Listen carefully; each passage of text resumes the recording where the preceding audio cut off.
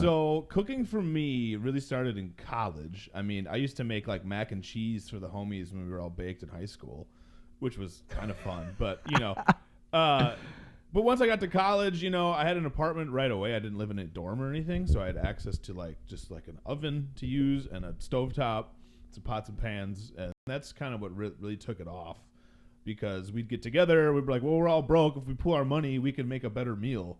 Yeah. That's really what it is.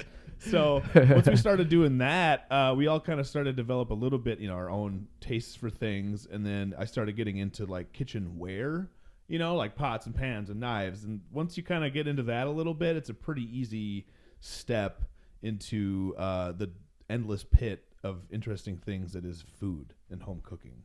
Yeah. Yeah. So over the years, we'd get together and we'd cook things in a crock pot for hours on end while we'd have a fire and just hang out and, drink cheap liquor because that's all we could do. And we'd eat like kings, and that was the kind of the thing we realized is that it's like, oh, you can make really good food for yourself if you just put in some time and effort.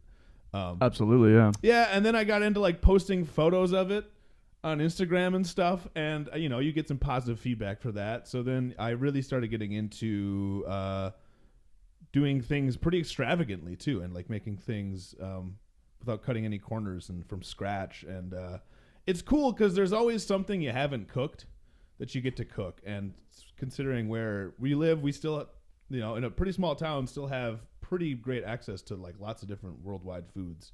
So I still have yet to ever run out of things I haven't cooked.